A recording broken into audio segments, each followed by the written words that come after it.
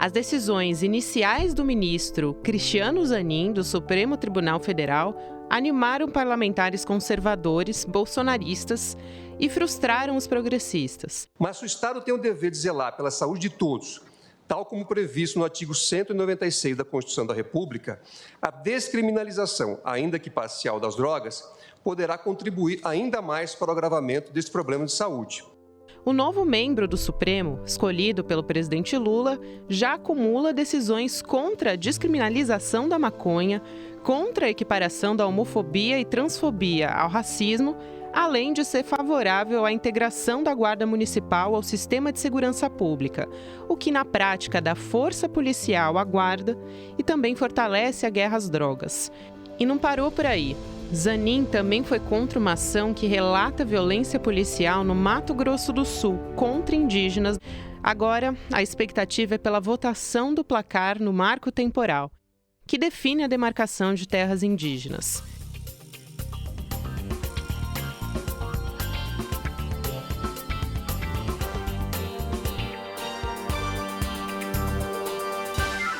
Terça-feira, 29 de agosto de 2023.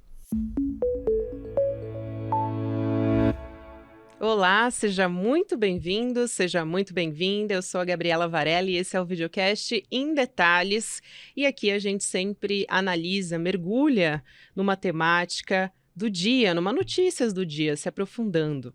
Eu estou na companhia do advogado Guilherme Carnelós, que é presidente do Instituto de Defesa do Direito de Defesa, o IDD, para falar sobre a descriminalização da maconha para consumo próprio e o voto contrário do ministro Cristiano Zanin. A gente vai falar sobre tudo a respeito disso. Doutor, seja muito bem-vindo aqui ao nosso videocast Em Detalhes. Um prazer falar com você. Gabriela, obrigado pelo convite. Vamos lá, né? Eu vou trazer primeiro um contexto aqui para a gente entender o que aconteceu. Essa votação foi adiada porque o ministro do STF, André Mendonça, pediu vista no julgamento e ele tem 90 dias para devolver o processo ao plenário. E aí, como é que foram esses votos? Destaque para a Rosa Weber, que adiantou o voto dela, ela que é presidente da corte e vai se aposentar, está prestes a se aposentar. Ela seguiu o relator, Gilmar Mendes, que revisou aquele parecer para restringir essa descriminalização só à maconha e não às outras drogas. Mas o que chamou a atenção mesmo foi o voto do ministro indicado pelo presidente Lula, o Cristiano Zanin. O placar está 5-1, então, agora pela liberação da cannabis para uso pessoal, e o Cristiano Zanin foi o único a votar contra. Ele foi criticado por muita gente da base do presidente Lula, por progressistas, enfim, tem muita gente surpresa. Eu, sinceramente, não estou surpresa, doutor, mas vamos lá, né? Foi um voto que não leva em consideração esse cenário que a gente tem no Brasil hoje de encarceramento em massa, essa lógica de guerra às drogas, que acentua muito a desigualdade brasileira. Então, eu quero te ouvir a respeito disso para começo de conversa. De fato, foi uma postura, foi uma decisão que abalou muito aqueles que esperavam um pensamento um pouco mais progressista do agora ministro Cristiano Zanin, porque, na verdade, ele veio indicado por um presidente que veio com uma pauta progressista. É uma questão muito séria. Esse voto contrário traz uma questão muito séria, como você colocou, de encarceramento em massa, porque quando a gente está falando de população carcerária, a gente tem uma população carcerária imensa no Brasil, de mais de 700 mil pessoas no sistema carcerário, uma população percentualmente muito alta e também em números absolutos muito alta, e ainda que considerado o tamanho do Brasil, isso é muito... É o terceiro maior do mundo, né? A população carcerária. Então, só para a gente colocar em perspectiva aqui. Exatamente. E a gente está falando de um sistema carcerário muito precário, que o próprio Supremo Tribunal Federal já reconheceu estar em estado de coisas inconstitucional, e cada dia se encarcera mais. E o crime que mais encarcera, sem dúvida, é o crime de tráfico. E esse número tão alto de encarceramento no crime de tráfico, ele, ao contrário de significar um avanço do Estado na guerra às drogas, ele é um demonstrativo de que o Estado falhou miseravelmente. Porque quem é preso não é o chefe do tráfico, não é a organização criminosa. No voto do ministro Zanin, ele diz que o Supremo Tribunal Federal não poderia descriminalizar o uso, considerar inconstitucional o crime de porte, porque não existe um outro dispositivo, o que é um argumento pífio. O fato de existir ou não um dispositivo substituto não significa que aquele que existe ali passa a ser constitucional. Mas, de todo modo, ele traz um argumento segundo o qual os usuários estariam à mercê das organizações criminosas. E, com isso, ele traz um raciocínio, ele traz uma lógica de guerra às drogas que é uma guerra perdida. O Brasil perdeu a guerra às drogas desde o dia que começou.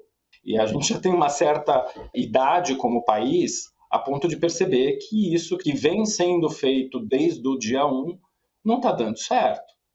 Porque quem é encarcerado, salvo raras exceções de que se consegue prender um chefe do tráfico, a grande massa de população carcerária é formada por o que se chama de pequenos traficantes. Muitos deles, que segundo o critério que vem sendo delineado agora pelo Supremo Tribunal Federal, não teriam sequer sido considerados traficantes se houvesse um parâmetro de quantidade daquilo que se considera ou não tráfico. E quem são esses pequenos traficantes? Quem são essas pessoas? É o jovem de classe média ou classe alta, loiro de olhos azuis? Não. É o jovem negro periférico que é encontrado num lugar vulnerável também, na periferia. Então, existe uma criminalização da pobreza, existe um determinismo geográfico que é brutal e que leva esses jovens negros à cadeia. Então, esses jovens, eles já não têm nenhum tipo de assistência do Estado, é o Estado completamente ausente desde que esse jovem, quando criança, veio ao mundo, e que pega esse mesmo jovem que já tem uma perspectiva de vida muito sofrida e joga ele na cadeia porque ele tem no bolso ali 20 gramas de maconha. Você fala muito bem, doutor, quando diz quem é a população que é mais atingida por essa guerra às drogas, né? A gente teve o caso agora que chocou todo mundo, toda vez choca e toda vez continua acontecendo, que é o da menina Eloá, no Rio de Janeiro, que estava dentro de casa, brincando, no aniversário de alguém da família dela, inclusive, né? E de repente tomou um tiro dentro de casa e morreu. Uma menina de 5 anos que foi morta no Morro do Dendê. É isso que a gente vê acontecendo. Então, quando a gente perde desde o dia 1 e continua perdendo, é isso, né? Tem crianças, é a população negra, é o menino que está indo para a escola e, no fim das contas, é mais uma mãe dessa criança que vai chorar depois, né? E existe uma despreocupação institucional em relação às vidas que são perdidas. Porque a vida da menina branca de classe média alta seria muito sentida. A perda dessa vida seria muito combatida. Agora, a perda da menina Eloá, da vida da menina Eloá, realmente parece que ela não toca os governantes. E o que se diz muito é que o que é necessário na questão das drogas não é política de governo, é política de Estado. E esse é o ponto. Existe um fetiche. Quem defende a constitucionalidade do artigo 28 parte desse fetiche de que a descriminalização das drogas incentivará o consumo. Mas eu defendo exatamente o oposto. Na minha visão, quando se tem um problema tão endêmico quanto esse, criminalizar não é a solução. A gente tem um Congresso Nacional, e eu não estou falando só dessa composição de agora, que é mais conservadora, que é mais moralista, que é mais pautada em valores religiosos. Eu não estou falando só desta conformação. A gente tem um Congresso Nacional que há muitos anos age como se a resolução de todos os fatos da vida, que todas as questões da sociedade pudessem ser resolvidas por meio do direito penal. Então, cria-se um crime novo que a partir daí o comportamento se regula. Mas não é assim. Quando você estabelece uma política de drogas que tem que partir da descriminalização, porque se é crime, o usuário ele vai ter medo de procurar o Estado. Agora, se deixa de ser crime, é possível estabelecer políticas públicas que vão fazer até com que o consumo diminua, não que ele aumente. Exato. E tem uma outra crítica que acho que vale a pena trazer aqui, que é a de que o Supremo Tribunal Federal não deveria estar nem discutindo essa história, que não seria competência do Supremo Tribunal Federal. Então, queria te ouvir a respeito disso também, e depois a gente pode trazer um pouco do perfil do ministro Cristiano Zanin, e eu vou trazer também um pouco de contexto, porque essa não está sendo a primeira crítica que ele recebe. Já é a segunda votação que é colocada em perspectiva pela base do presidente Lula, enfim. Então, a gente pode falar sobre isso também, mas vamos discutir primeiro essa história da competência do judiciário. O Supremo Tribunal Federal ele tem, por excelência, a competência para julgar a constitucionalidade de leis. A ação direta de inconstitucionalidade, ela está prevista na Constituição e ela é de competência do Supremo. Então, afirmar que o Supremo não poderia descriminalizar uma conduta ao afirmar que a previsão de crime é ou não constitucional, é um erro jurídico grave. Assim, salta aos olhos o erro dessa afirmação. É interessante, porque se coloca muito de que, nessas críticas, né, que eu trouxe aqui, de que deveria ser levado para o Congresso Nacional. E também me recorre que o Congresso Nacional é talvez o mais conservador dos últimos tempos aqui no Brasil. Então, eu acho que também, se a gente está decepcionado talvez com o voto do Cristiano Zanin no Congresso Nacional, então essa discussão acho que estaria muito anterior.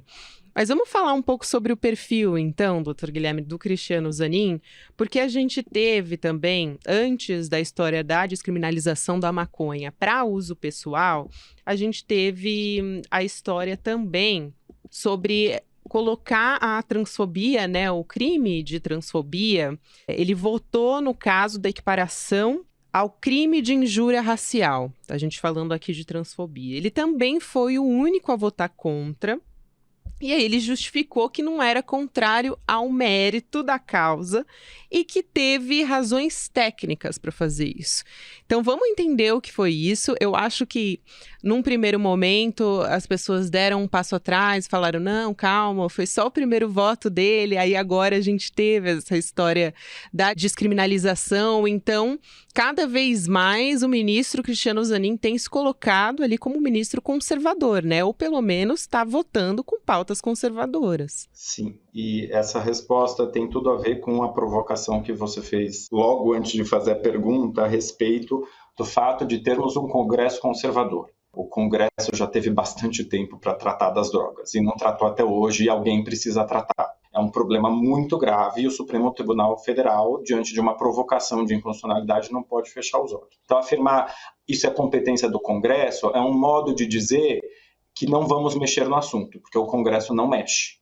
A lei que está aí ela é de 2006, estamos em 2023. Houve tempo e legislatura suficiente para fazer o que se quisesse. E não foi feito, não é agora, com esse Congresso mais conservador de que eu tenho notícia dos últimos tempos, da história recente do Brasil, que algo vai ser mudado num tom de progresso, num tom progressista. Quanto à questão da transfobia, eu parto do mesmo raciocínio. Teoricamente, do ponto de vista dogmático, quando a gente está falando de direito penal, a Constituição estabelece que não existe crime sem lei anterior que o defina. Então, na época em que o Supremo Tribunal Federal considerou que a homofobia ela era equiparada ao crime de racismo, houve muitas críticas, boa parte delas baseadas nesse raciocínio puramente dogmático. Acontece que a gente está tratando de um fato que é muito grave, homofobia é um ato muito grave, qualquer discriminação é grave, homofobia, racismo, mas é muito grave, atinge e mata muitas pessoas. Não tem só o atingimento do ponto de vista psíquico, muita gente morre em virtude de homofobia e muita gente morre em virtude de racismo. Então, o Supremo Tribunal Federal, quando ele estabelece essa equiparação, isso ainda ali, quando o ministro Celso de Mello ainda estava no Supremo Tribunal Federal, ele faz uma recomendação ao Congresso Nacional para que institua uma lei tratando do tema. Faz tempo que isso aconteceu e até hoje não teve lei. E agora a gente está num caminho em que a homofobia e a transfobia ela tem a mesma lógica da injúria racial. Então, o voto do ministro Zanin espanta. Eu duvido que algum ministro, algum dia, diria que o mérito não é relevante, ou discordaria do mérito, porque isso em si seria uma demonstração de uma postura discriminatória. Então, ele não faria isso. Então, é claro que ele fala que o mérito é relevante. Mas se o mérito é relevante, vamos viabilizar a forma. E a forma está colocada, foi colocada no julgamento anterior. É a mesma lógica do julgamento de agora. Então, não seguir essa lógica, também com essa possibilidade de recomendação ao Congresso Nacional, é demonstrar, sim, uma postura de conservadorismo. Sem dúvida. Inclusive, ele foi criticado por diversas entidades LGBTQIA+. Vale a pena também destacar, enquanto a gente está gravando esse videocast, que o ministro Cristiano Zanin também, com um voto dele, desempatou um julgamento e aí formou maioria de votos no Supremo Tribunal Federal para reconhecer que os guardas municipais integram os órgãos de segurança pública. E aí, o que a gente tem com esse elemento, né, esse guarda municipal integrando esse sistema? Reforça a atuação de maneira a poder fazer, por exemplo, abordagens, a poder revistar o que eles considerem, na avaliação deles, lugares suspeitos para tráfico de drogas. Quer dizer, tem tudo a ver também com o que a gente disse sobre guerra às drogas e descriminalização. Vai muito ao encontro disso. Qual é a consequência disso? Ainda é um julgamento que formou maioria, mas qual que é a consequência disso, né? Reforça mais uma vez essa autorização para continuar reforçando a guerra às drogas, essa lógica. Queria trazer também uma história, que eu até no ICL Notícias segunda edição eu comentei a respeito disso, mas lá em 2017 esse cenário continua se repetindo, na verdade aumentando na população carcerária feminina, mas eu visitei algumas penitenciárias para fazer uma reportagem. Fiquei 2 meses fazendo uma reportagem a respeito de mães de mulheres nas prisões. E uma das mulheres que eu conversei, ela estava presa por tráfico de drogas com um bebê, então na ala de amamentação ali de mães. Ela foi presa com um porte, né, com um cigarro de maconha ou 2 cigarros, 7 gramas. E ela foi presa como traficante. Estava sendo julgada como traficante e tinha já um filho pequeno que ela estava separada dele, porque as mães só podem ficar até 3 meses com um bebê e depois elas têm que entregar para alguém da família. Então, a gravidade disso também, né? Quantas famílias são desfeitas, quantas famílias são totalmente quebradas por essa lógica também, né, doutor Guilherme? Sim, sem dúvida, e todos esses temas que você trouxe, eles são temas que são muito caros ao IDDD, porque a gente tem um projeto bastante consistente em que a gente trata da qualidade da prova. E a qualidade da prova tem tudo a ver com a história das abordagens policiais. Por quê? Quando você olha para o crime de tráfico, o que são as investigações dos crimes de tráfico, dos pequenos traficantes? É um flagrante a partir de uma abordagem policial feita contra um jovem negro. Não existe investigação nenhuma, não existe inteligência policial, não existe nada. Este material ele é encaminhado para a justiça, isso vira uma ação penal, um processo judicial, portanto, contra aquele jovem. E qual é a prova que é produzida em juízo? O próprio policial. O próprio policial ele é chamado a depor.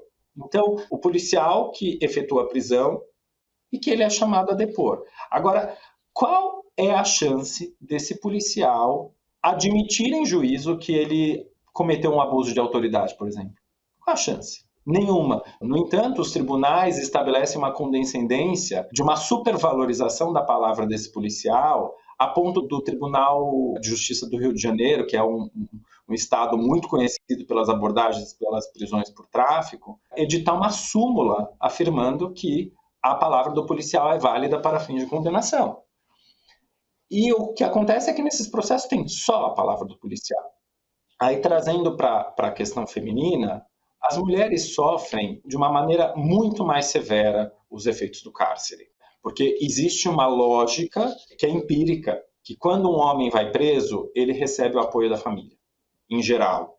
numa escala infinitamente maior do que uma mulher recebe. As mulheres, quando são encarceradas, geralmente elas são abandonadas. Agora, pegar uma mulher grávida, com filho pequeno, com 7 gramas de maconha e considerar essa mulher uma traficante, é um abuso que está submetido a uma série de preconceitos. O IDDD também teve um projeto chamado Mães Livres, que tratava da aplicação do Estatuto da Primeira Infância, em que foi feito um mutirão e você achava decisões em que juízas, não estou falando de juízes homens, juízas mulheres, diziam que se ela pensasse no filho, ela não estaria traficando, partindo de um olhar elitista, enviesado, preconceituoso. Agora, em relação à decisão do ministro Zanin, que estende para as guardas municipais a possibilidade de realizar esses enquadros, porque é esse o nome, essas abordagens policiais, é só intensificar a possibilidade desses abusos. Intensificar uma lógica de que o crime de tráfico se combate fazendo enquadro em pequeno traficante. E que nem sempre é traficante. Porque quando a lei de 2006 não estabeleceu um parâmetro do que é e do que não é tráfico, ela deixou para a polícia decidir. Então a polícia decide que 7 gramas de maconha é tráfico para um e que para outro não vai ser. Inclusive, os próprios magistrados lá no STF estão divergindo sobre a quantidade também, que é enquadrado traficante ou não. Eles estão entre 25 e 100 gramas, mas existe essa divergência também, né? A demonstrar que o julgamento precisa partir de um ponto técnico-científico. Porque eu não posso ir ao sabor da minha pauta moral estabelecer o que é lícito e o que é ilícito. Não é moralismo. Eu acho que não é fundamento de decisão judicial. O senhor tem experiência em casos como esse e também é bastante fundamentado em pesquisa, enfim. A gente está falando de pesquisa científica, a gente não está falando sobre achômetro, sobre moralidade, não é uma discussão sobre moralidade, né? Do ponto de vista de algo técnico. Não existe explicação para que restringam isso só a maconha. A gente tem drogas lícitas que são mais perigosas que a maconha, por exemplo, o álcool. Então, por quê? Por que só a maconha? Inclusive, é um grande questionamento que a audiência do Série Notícias, eu tenho acompanhado os comentários durante os noticiários, é algo que eles têm questionado bastante. Quer dizer, por que o álcool não? Exato. Existe uma convenção social de que consumir álcool é socialmente aceito. A verdade é isso. O álcool é socialmente aceito e a maconha não. Eu, particularmente, do ponto de vista pessoal, eu sou favorável à liberação de tudo para uso, porque realmente não faz sentido. O fundamento constitucional que indica a necessidade de descriminalizar o uso da maconha é o mesmo que indica a necessidade de descriminalizar o uso de qualquer droga. Então, por que eu vou limitar a maconha? Porque o fundamento constitucional é a impossibilidade de se proibir a autolesão. Se eu tentar um suicídio, eu não posso ser punido por isso caso eu sobreviva. Então, por que eu posso ser punido se eu usar, por exemplo, cocaína e maconha, tudo bem? Se a gente chegar num consenso no Tribunal Federal de que o uso da maconha será descriminalizado, por que só a maconha? Não tem explicação. Então, é uma escolha. Quando não tem explicação, em decisão, quando a gente está falando de decisão judicial, a explicação indica uma escolha pela arbitrariedade. Então, é um arbítrio. Eu estou decidindo porque eu quero que seja só a maconha. Porque não existe um fundamento do porquê seja só a maconha. Exatamente. E, enfim, eu acho que as discussões em todas as instâncias, né? A gente está falando aqui do judiciário, mas também no legislativo, a gente falou sobre o Congresso ter essa cara conservadora, talvez a mais conservadora dos últimos tempos, é muito pautada ainda na moralidade, né? E não do ponto de vista da saúde pública ou de conhecimento científico, a aplicação dessas políticas públicas. E aí a gente não pode nem falar de redução de danos, que seria aí um outro tema que também é bastante importante quando a gente fala sobre a questão das drogas, mas me parece que a gente está muitos passos atrás ainda discutir esses assuntos, mas quando que a gente vai conseguir então, né? Porque a gente já está em 2023 e a gente ainda está falando de descriminalização da maconha para uso pessoal. Não estou aqui com um discurso muito positivo, mas é que é difícil, né? Enxergar nesse cenário todo que a gente está descrevendo aqui, que a gente está discutindo. É muito difícil mesmo, especialmente considerando o Congresso que a gente tem hoje. O bolsonarismo, ele se elegeu em cima de uma pauta moral. Quando ele fala Deus, pátria e família, quando ele fala de família, ele não fala da família homoafetiva, evidentemente, ele não fala da família interracial, ele está falando da família dele, do modelo dele, e que é o modelo que foi propagado e que fez muitas pessoas ganharem a eleição. Então, é uma pauta moralista e um moralismo que se utilizou muito de uma questão religiosa. Então, eu te diria que eu sou mais pessimista que você, porque eu não tenho esperanças. Por isso que quando alguém diz que isso deveria ficar a cargo do Congresso, é uma maneira de dizer não queremos tratar do assunto. Doutor, e aí para a gente fechar, é inevitável perguntar, o presidente Lula ele errou ao indicar o ministro Zanin, porque o presidente Lula precisaria pensar na sua base ou em avançar em termos de legislação quando a gente está falando sobre descriminalização, sobre guerra às drogas. Ele sempre fala a respeito disso. A gente teve as mortes, por exemplo, no Rio de Janeiro. Ele deu um sermão no governador do Rio de Janeiro, mas está tudo interligado. A gente não pode, né? Não adianta ir lá e criticar se a gente não está agindo para que as mudanças aconteçam, né? Então, não vale a pena fazer essa crítica também? É muito difícil dizer se o presidente Lula errou em indicar o Zanin, porque eu acho que, apesar do ministro Zanin estar se mostrando um magistrado conservador, eu acho que ainda é muito cedo, ele tem muito pouco tempo de Supremo Tribunal Federal para a gente já definir como ele é. Eu tenho um pouco de incômodo com essas classificações muito prematuras. Mas eu diria que o próprio método de escolha não foi o método que, particularmente, eu considero mais republicano. Não estou aqui acusando ninguém de nada, mas para mim é muito estranho escolher o próprio advogado para ser ministro do Supremo. Ele mesmo criticou, né, doutor? Só para a gente lembrar, no discurso da campanha presidencial, ele disse não pode indicar amigo para ser ministro do Supremo. Foi esse o termo que ele usou. Então, a esperança é que o ministro Zanin se ambiente um pouco mais com o ambiente do Supremo Tribunal Federal, constitucional, a ponto de que essa postura conservadora tenha sido um início de carreira no Supremo Tribunal Federal, mas não um fim. É o que a gente espera. É uma esperança, diria que é uma esperança. É isso. Doutor Guilherme Canelós, quero agradecer muito a sua presença aqui no Em Detalhes. Foi um prazer te ouvir.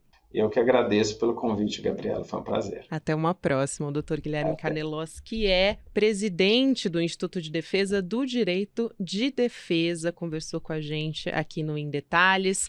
A gente fica por aqui. O próximo episódio vai ao ar às 10h30 da manhã, ao vivo no YouTube, por onde você acompanha toda a programação também do ICL Notícias, nos canais do Instituto Conhecimento Liberta e Eduardo Moreira. Até a próxima! Eu, Gabriela Varela, faço a coordenação, o roteiro e a apresentação do videocast Em Detalhes.